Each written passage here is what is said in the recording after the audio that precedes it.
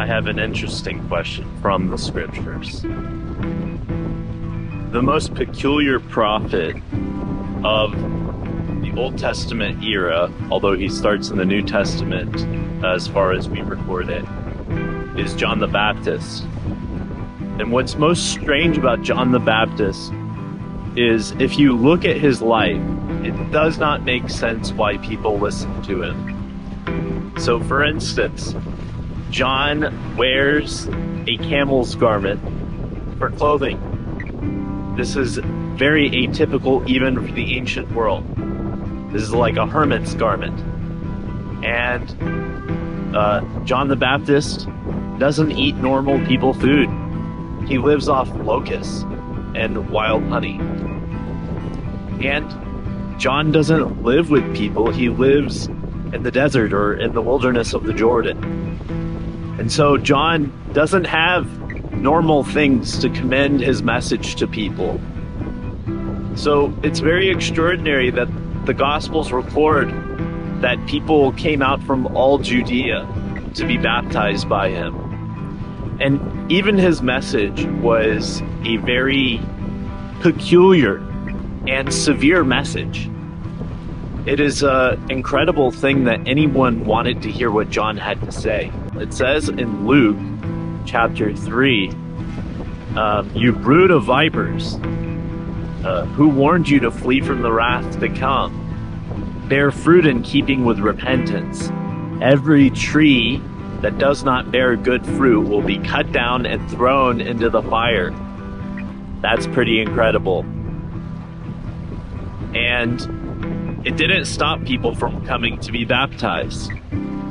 So much so that Jesus says, "What did you go out into the wilderness to see?" Clearly, it was so successful that no matter what crowd he was in, he knew that those people had gone out to be baptized. So here's the question. Why did John succeed?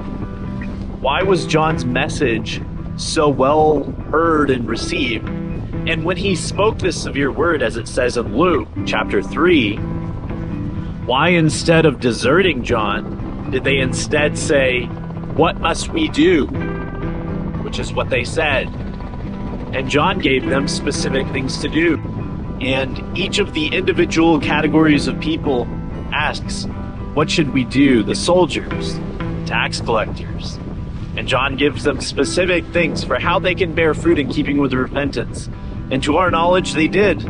They bore fruit in keeping with repentance. And John prepared the way for the Lord. So the real question is, what is it that attracted people to John? John has this crazy outfit, crazy lifestyle. He lives in a very wild place. Why would anyone listen to John?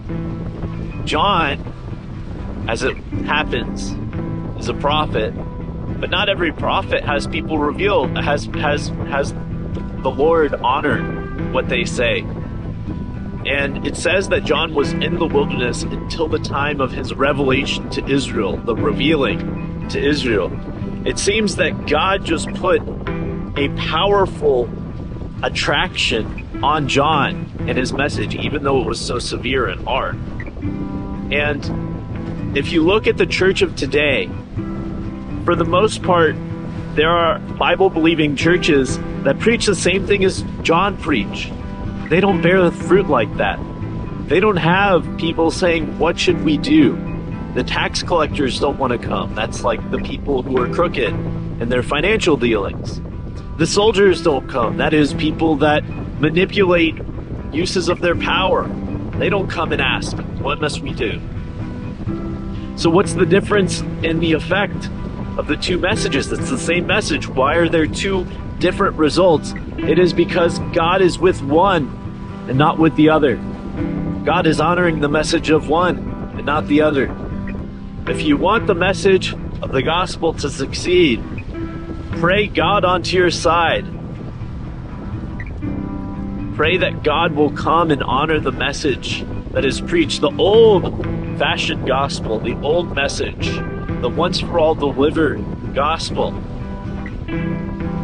And I think, if anything, God isn't honoring very many preachers these days.